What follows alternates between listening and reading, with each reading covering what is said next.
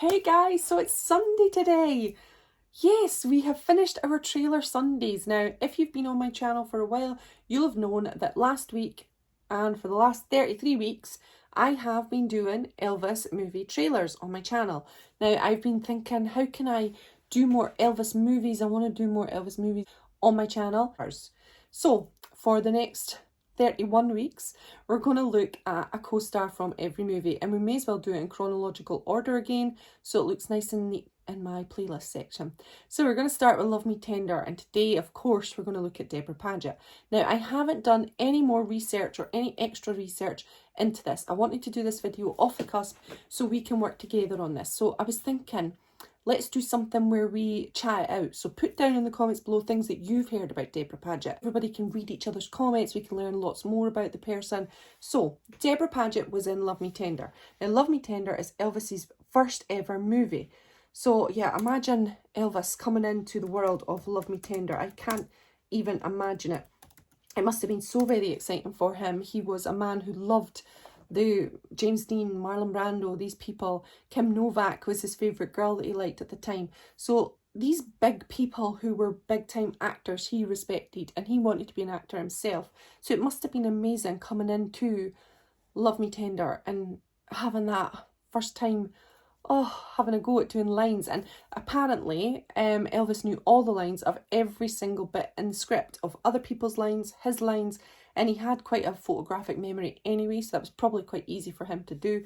It would not be easy for me to do. I do not have a photographic memory. I forget everything. Love Me Tender is 1956, and it was directed by Robert Webb, and it had Richard Egan, Debra Padgett in the movie. So I have already done a review of this for this trailer, so please pop over to my playlist section and you will see the Love Me Tender trailer. Now in there's loads of information on Love Me Tender, and we watched the trailer, we have a good discussion about it, so we won't go into that part. We're going to look into Debra Padgett herself. So I'm just going to click on some of these and we're just going to write in Debra Padgett and we'll see what we can find. And remember, pop down in the comments below. Let's discuss Debra. Let's see, is there anybody got any knowledge on Debra that you might know that we've not mentioned in this video? If you're watching this video, pop down in the comments below. There is a world of knowledge with people in the world. They know so many good things and we can learn so many good things about her. So Debra Padgett was born in 1933 and she was born on August 19th. Now she's still with us, which is pretty awesome. She is now 88 years old and she was born in Denver, Colorado. And she was an actress. She was years active, 1948 till 1965. She was married to David Street and Bud, both, I'm going to have to pull it up a little bit, Bud Boetcher and Louis C. Kung. And she had one child. So, let's see. Padgett was born in Denver, Colorado, one of 5 children born to Margaret Allen Nee Gibson, a former actress. And one source says ex-burlesque queen. Oh, that's interesting. And Frank Henry Griffin, who was a painter. The family moved from Denver to Los Angeles, California in the 30s to be close to developing film industry, and Padgett was enrolled in the Professional Hollywood School when she was 11. So yeah, I remember hearing this, that the mother was quite like a pushy mother or maybe a stage mother. I think, I'm not entirely sure. And if Debra is ever watching this, I don't want to say your mum was a stage mother, just in case. And they may look on YouTube, and I wouldn't want that being said about my mother if it wasn't true. So all of this is just things that I've read or assumptions or things that have been in the news. Margaret was determined that Debra and her siblings would also make their careers in show business, and 3 of Padgett's siblings, Marcia, Leslie and Frank, entered show business too. So Padgett was her first professional job at 8 years old and acquired some stage experience at 13 when she acted in the 1946 production of Shakespeare's The Merry Wives of Windsor. Now, hopefully, as I am saying all of this, I'm putting pictures at the side. Now, Debra Padgett's first film was as Tina Raconte, the girlfriend of the character played by Richard Conte in Cry of the City in the 1948 film noir directed by Robert Sidemark for 20th Century Fox. Fox liked her and signed her to a long-term contract, and she had small roles in Mother is a Frenchman and It Happens Every Spring and House of Strangers. Broken Arrow. Her first vehicle for Fox was the successful Broken Arrow with James Stewart. That must have been amazing to work with James Stewart. I'd absolutely love that. I love Jimmy Stewart. He's amazing. And at the age of 16, Padgett played a Native American maiden, Morning Star, who falls in love with Stewart's character. And Stewart was 42 at the time. Wow, I've never seen Broken Arrow. I think I'm going to have to go watch that. From 1950 to 56, she took part in 6 original plays for family theatre. During these same years, she read parts in 4 episodes of Lux Radio Theatre. Padgett was a sizable role in 14 Hours in 51 and was reunited with Broken Arrow director and star Jeff Chandler in Birds of Paradise in 1951. And that was a similar role to Broken Arrow. Padgett was the second female lead in Anne of the Indies in 51. She was third billed in Belle on Their Toes in 52 and second billed in Les Miserables in 52, playing Cosette. Padgett was Robert Wagner's love interest in Stars and Stripes Forever. So, Princess of the Nile. Fox finally gave Padgett top billing with the swashbuckler Princess of the Nile in 54, co-starring Jeffrey Hunter. The film was not a notable success at the box office. However, during the year after Princess of the Nile was released, the fan mail Padgett received was topped only by that of Marilyn Monroe and Betty Grable. Wow, I absolutely love Betty Grable. I have her tattoo inspired on me. Can you see that? So it's a girl, but she's doing the Betty Grable pose and the pin-up pose, because I love pin-up girls and I love Betty Grable. She's one of my favourites. So yeah, that is so cool. Padgett had a substantial supporting role in Demetrius and the Gladiators in 54, and she was Dale Robertson's love interest in The Gambler from Natchez in 54, and played another Native American in Whitefeather in 55. But then on to the 10 Commandments. Now, Paramount Pictures borrowed her from 20th Century Fox for the part of Lelia, the water girl, in the biblical epic The 10 Commandments in 1956, her most successful film, and it is by far. I love The 10 Commandments. I absolutely love it. She had to wear brown contact lenses to hide her blue eyes, and she said that if it hadn't been for the lenses, I wouldn't have got the part.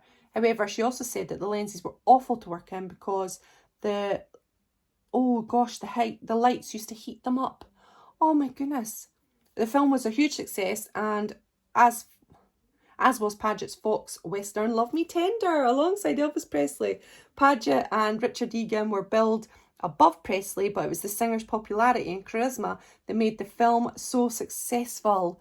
Now, on to that Love Me Tender whole section. Debra Padgett and Elvis were supposedly very, very, very close, and Elvis was supposedly in love with Debra and asked her out on many dates.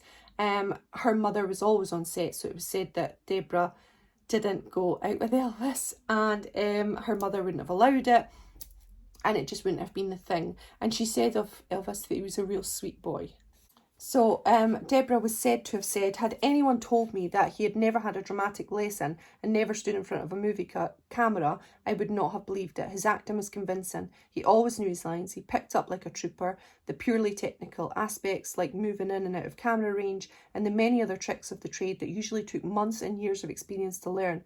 However, he was so modest about all of his ability to catch on quickly. He was just about the only person who didn't think he was doing well. Oh my goodness, bless his beautiful heart. It's so gorgeous. On the set, he was as normal, healthy 21-year-old. For the one thing, he had a large amount of energy to burn. One morning when I walked into the set, someone shouted, "Duck!"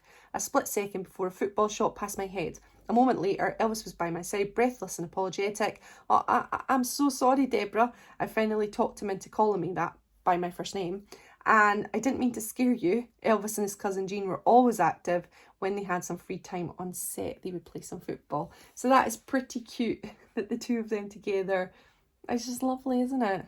For romantic links with Debra and Elvis, it was said that she was romantically linked to Howard Hughes at the time, but it was never substantiated, and we don't know about that part. So yeah, that's always interesting. Now, of course, Debra and Elvis, if we rewind a little bit, first met on the Myrtle and Burl show, and that was in 1956 on June 5th, and I think it's absolutely gorgeous little section of the show. Okay, so on to The River's Edge in 57, and that was the last film that she made for Fox.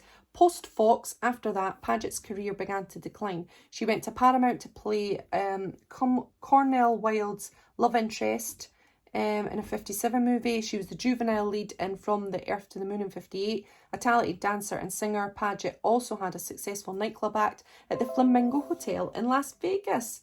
Wow, isn't that cool? I never ever knew that. I'm learning lots of new things.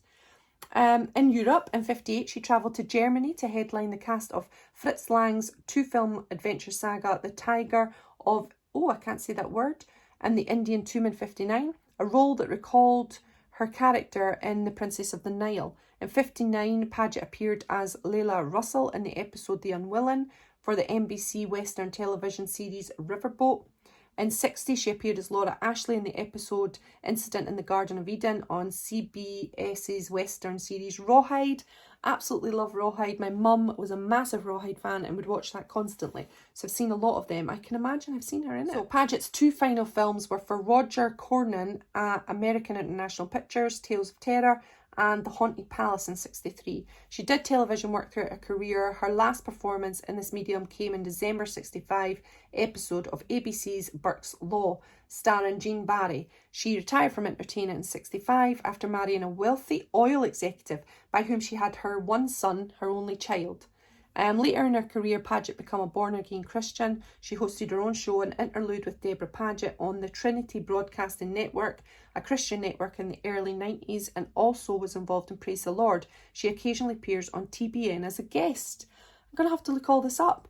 In 87, the Motion Picture and Television Fund presented Padgett with a Golden Boot Award, which is awarded to those actors, writers, directors and stunt crew who have contributed to much of the development and preservation of the Western tradition in film and television. At the bottom here, it's got a little bit about personal life, and as we stated about Howard Hughes, it's got a little bit more here, and it says she was quoted in 56 saying, "I was in love with Howard for 2 years and I don't care who knows it. I was never alone with him in the whole 2 years. Mother was always with us.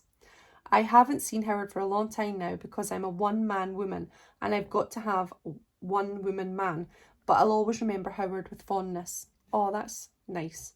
So yeah, she didn't see Howard apart from because her mother wouldn't let her, and that would be the same with Elvis, and because she had been seeing Howard, she wouldn't have done anything with Elvis. Okay, so we're at the end there. So that's a little bit of information that we found about Debra Padgett. Some things that I didn't know, some things that are new to me. Is there anything else you want to add to it? Please put down in the comments below. I'd love to hear from you. So thanks very much for joining me on this one. I really, really enjoyed it. Next week we'll be doing Loving You. So I think we're going to go for Dolores Hart.